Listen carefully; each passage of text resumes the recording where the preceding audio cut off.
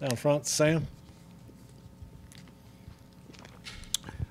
Where do you feel like your team is mentally right now? I think our team mentally is in a pretty good place based on what's happened to them in the last couple of weeks. I said after the game, you have some things that you want to accomplish. Are we the team we want to be right now? Not yet. Were there things that we improved on? Yes. Do we have to get better? Yes. Yesterday in our meeting, we talked about positives and negatives. That things start up front. We weren't very good up front offensively and during the game, and that affected our style of play.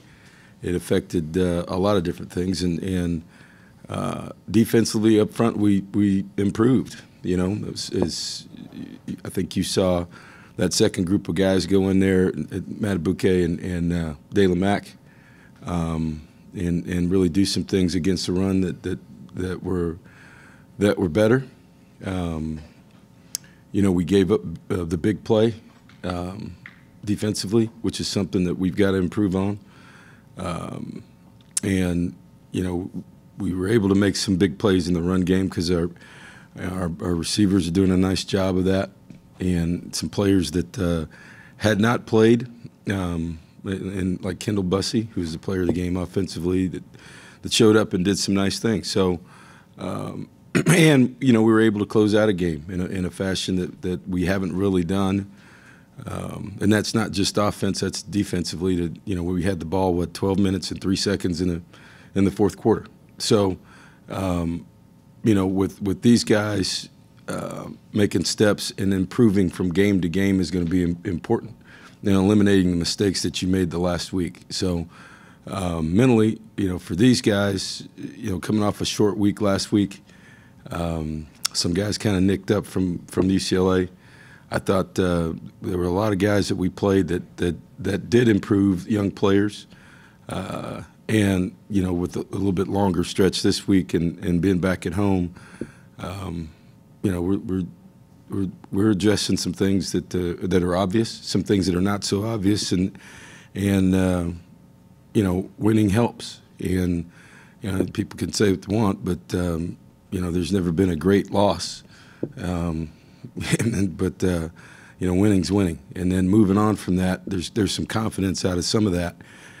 With some guys that are playing that they needed, and that we're going to, moving forward, I think it's going to help us down the road. Down front, Brent, then Olin and Gabe. You mentioned on your radio show, you said the offensive line, the quote was, our protection didn't adjust. So how do you ensure that happens moving forward? Ensure is a big word, Brent. That's a tough word. No, that's a big word. Ensure. That's our job, and we've had different combinations in our offensive line.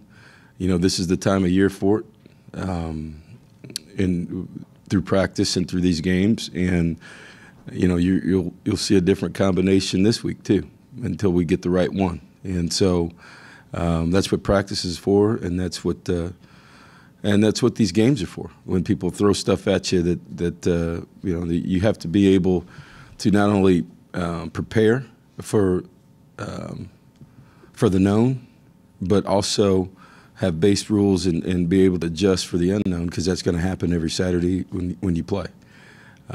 So that combination up front,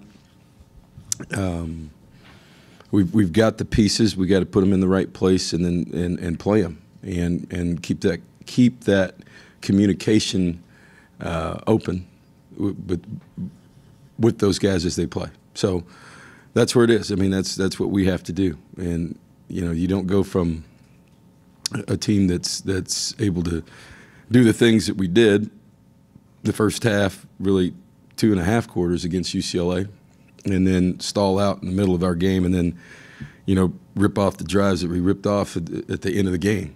Right. So the consistency level has to be there. There's some personnel changes in the fourth quarter in the offensive line, obviously paying attention to it, that may help us going down the road.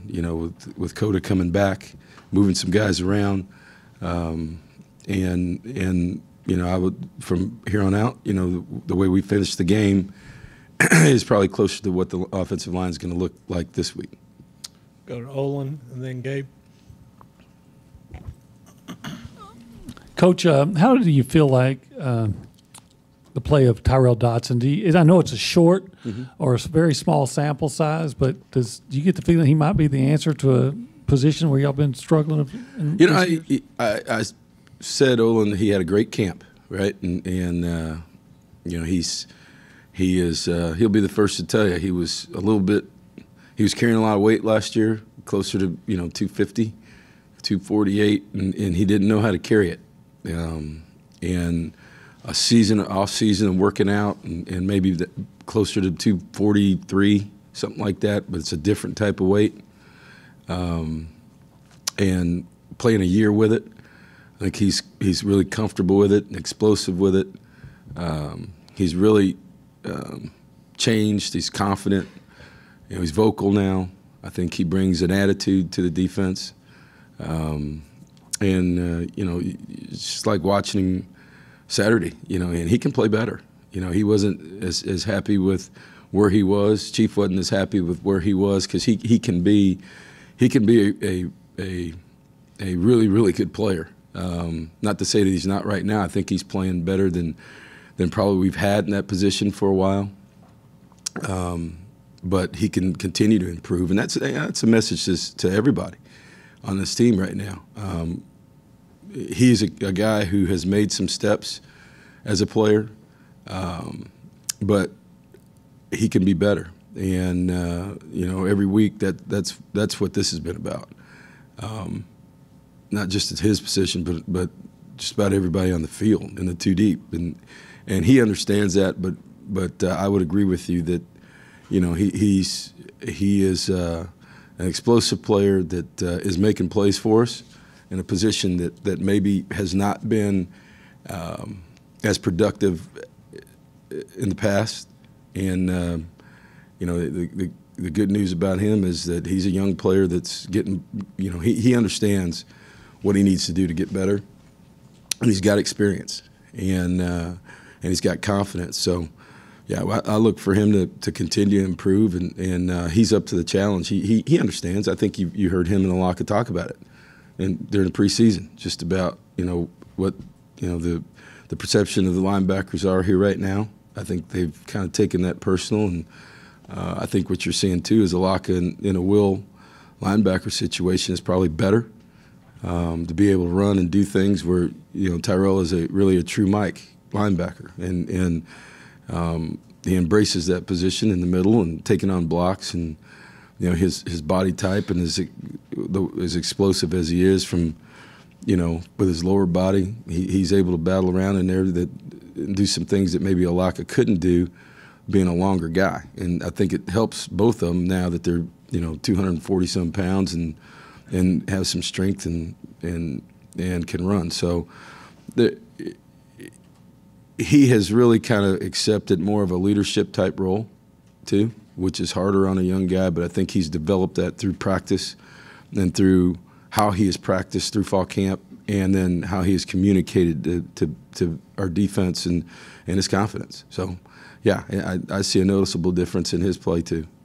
Go to the right, Gabe, and then down front, Travis. Kevin, I wonder if you could take us through your decision-making process at quarterback now, moving forward, knowing you want to develop the young guy, but also know that Jake gives you the stability factor. Yeah, I think you hit it on the head. I think, you go back and you really look at the video. I thought Kellen started about as good as he could start.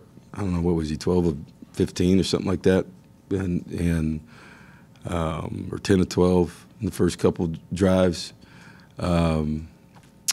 touchdown and 14 points on the board. That's you come back, and like I said, it's for both those guys. We had some protection issues. We wanted to play them both. I thought Jake came in and did a nice job too. So for us, that plan is still in place. We've got to continue to develop both of them, in my opinion, not just one guy. And those are our guys, and you know, as I said before, with, you know, you look at quarterback statistics, it's not always on the quarterback. We had some protection issues. We had some balls that were dropped. You know, both guys missed a couple throws.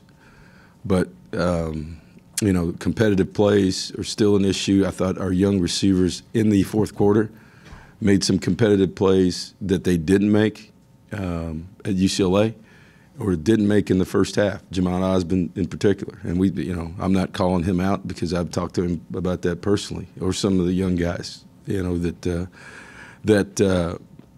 that had competitive balls that hit them and weren't able to complete it. So, you know, our plan's not going to change. I think both guys, just like you said, need to be developed and continue to develop, and the only way to do that is to practice them both and play them both. Down front here, Travis, then Sam and Brent.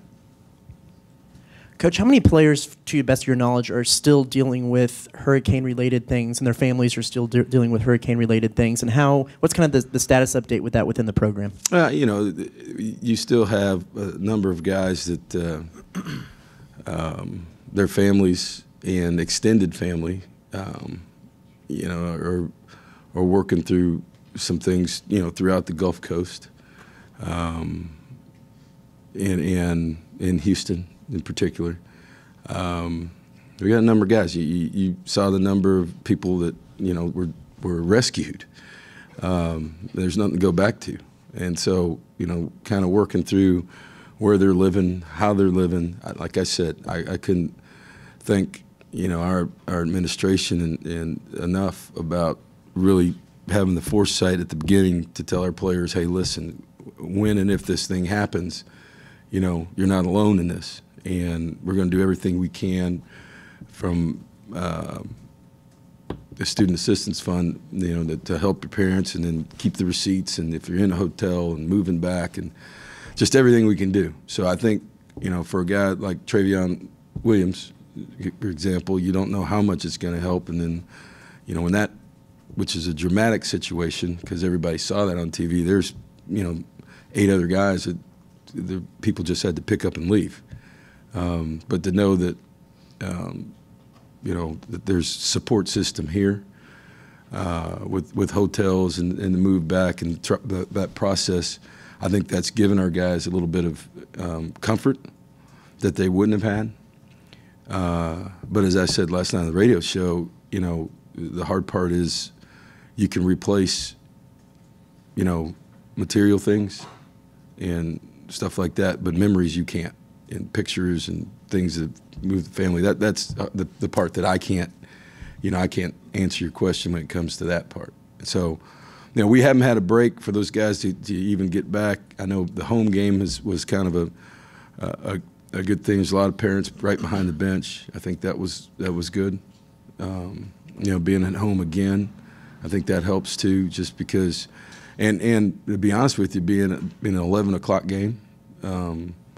You know, that afternoon gives them more time with families and things like that. So, you know, we've been, during this whole deal, we've been kind of busy between Los Angeles and getting back at 5 and, you know, short week of practice. And, you know, this week has been so far pretty good. And I think everybody's looking to get back on the field and play this weekend. And, you know, we do a lot with families pregame. So I'll have a better feel for that next week. As people start to figure out, you know, where it is and assess, you know, what's really going on in their homes. We'll go Sam, Brent, and then Daryl in the back. Kevin, given the turnover at the position in recent years, why has it been so challenging to find a long-term, multi-year starting quarterback? Well, you know, I don't know that, you know, we've had some turnover there. We've been able to some guys have left on their own. You know, we've had some guys that have come in, like Trevor was pretty good, but he's a one-year guy. You know, you see more and more of that, you know, with the grad transfer or transfer quarterbacks that play, which has gotten us to the position where we are right now. And so, you you know, the idea of a long-term guy that starts from his freshman year as a quarterback or a 2-year starter, I see that being a deal. I don't see very many 3-year guys out there right now. So, you know, there's a number of reasons, Sam. You know, there's every position, every situation is different, and you know, you look back on it, and yeah, we had a situation. We had 2 guys leave in 1 year, which hurts the program, particularly at the time they left, with where recruiting is.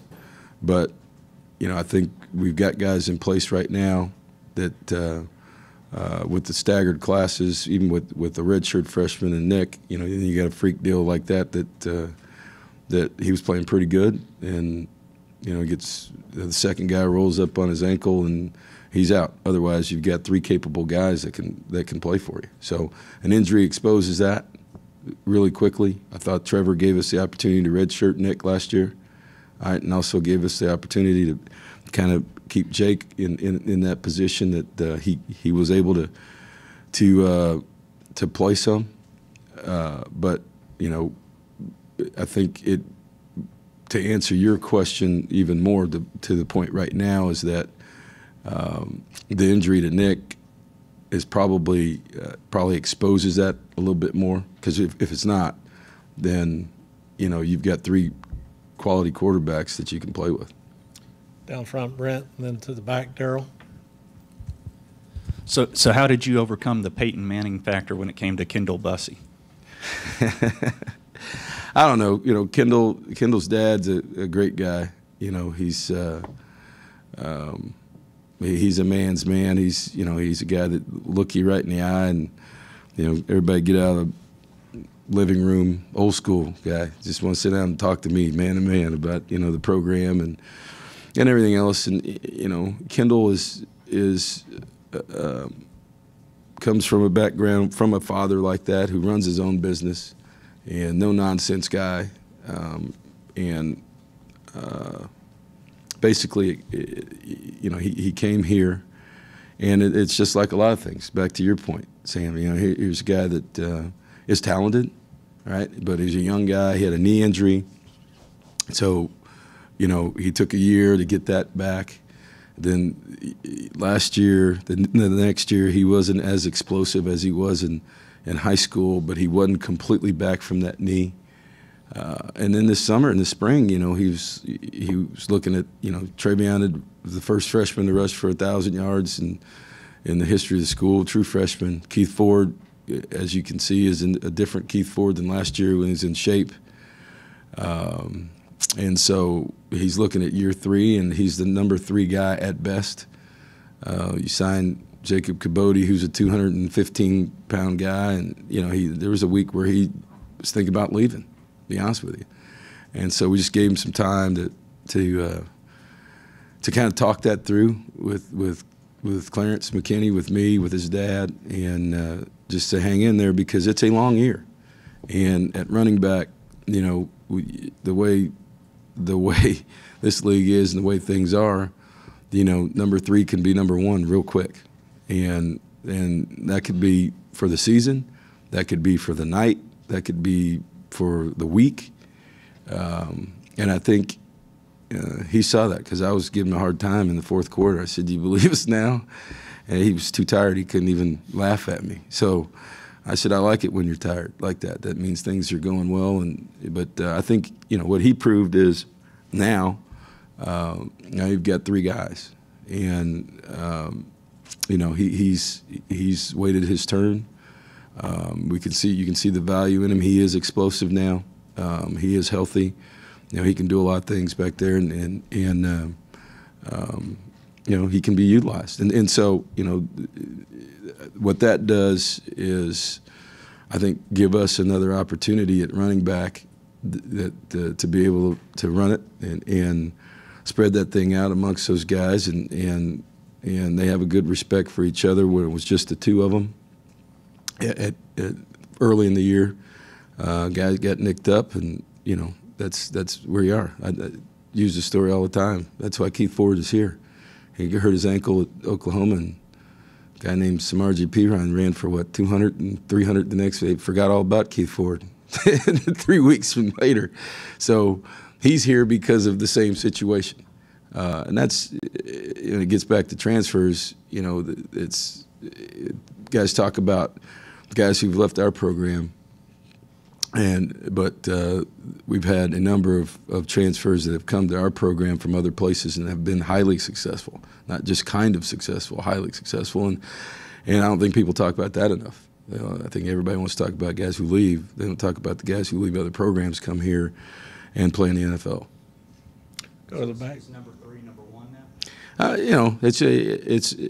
It's America. It's what have you done for me lately? It's like quarterback, the running back. We did have a guy rush for 200 yards a week ago, right? Yeah. Is he starting this week? I don't know about that, but I do know that based on his performance Saturday night, he's in the mix of things, and everybody feels better about him playing in critical situations, because there was nothing more critical than closing out a drive, hanging on the ball with everybody's ripping at it, trying to get turnovers, getting first downs, keeping the clock moving, and he did a nice job. And so it gets back to what I talk about all the time about earning trust and respect. And trust and respect comes from your teammates, and it also comes from your coaches. And in those situations, when you're able to do that, then you earn trust, respect, and you also earn playing time. Go to the back, Darrell, then Gabe, and Ben, you'll wrap us up. The Louisiana Ragin' Cajuns, they have scored quite a few points in their first 2 games. Can you just address that? Yeah, you hit it right on the head. They've scored a lot of points in their first 2 games. I think they're explosive offensively. You got a couple guys coming back playing close to their hometown. You got a quarterback from Klein Oak. You got a slot receiver from Bel Air, who's one of the top kick return guys in the country. And they've scored a lot of points on special teams, a couple kickoff returns for touchdowns. This guy's an explosive punt returner. They'll be excited to be back here close to home. And they've put up a lot of points on a lot of people. A scheme that gets the ball down the field. RPO scheme involved in that, but it's drop back and a team that's going to make you defend the whole field from sideline to sideline and vertically. Defensively, they've had some issues, but they are they like to create negative yardage plays with blitzes and things like that may or may not be what a lot of them we won't see the rest of the year. As you talk about, when people from a side that you can't block, and loading up sides, and with that there's some pluses and some minuses, and you got to be patient. Creating negative yardage plays, and then maybe there's some seams, maybe there's some other openings that, because of the number of guys that are coming and when they're coming, can open up some other parts of the field. So, obviously they've scored a lot of points. They've had some points scored on them, and they've been in some shootouts in the first couple weeks. But as I said, they've got some dynamic players that on the national statistics, I think they're number 1 in the country in kickoff return, and they do a nice job on special teams all the way across the board, and punt return, kickoff return, and they got some. Coach Hudspeth, I've known him for a long time, and got a great relationship with him. He's a guy that we used to visit with a lot, just about offense and defense philosophy. He's a really aggressive coach when it comes to all 3 phases of the ball. So, for our team, it'll be everybody's got to get their hair up on the back of their neck, because he's not going to come in here and slow play anything. It's just the kind of guy he is. He's aggressive style of coach, and it'll be a good challenge for us this weekend. To To the far right, Gabe, and then Ben, you'll wrap us. Hey, Kevin, a lot of talk in the summer about being multiple defensively, some odd front, maybe even a full-fledged 3-4. We hadn't seen it much. Is that still to come? Is it based on what the offenses are doing? I think what you've seen, I think you've seen more than you think on third downs. I think you've seen, if you really look at it, third down, you saw some more. I think the first series, couple series, you've seen a little bit more 3 down than you know, and then in sliding some fronts, just because there's not just 3 defensive linemen in there and 4 linebackers or nickel or dime, doesn't mean it's not a 3 down front. We've been able to slide it and stand a guy up as we did last year to really kick that. I think Jared Johnson has really had a nice couple weeks of pressure. I thought Landis Durham played his best game last week. Here's a guy who's that showed up. Michael Clemens got nicked up early in the UCLA game. We got through last week really trying to keep him healthy, getting him healthy because he was really coming on. I'd look to see him get some more snaps, some more turns here this week as his health comes back, because he looks better.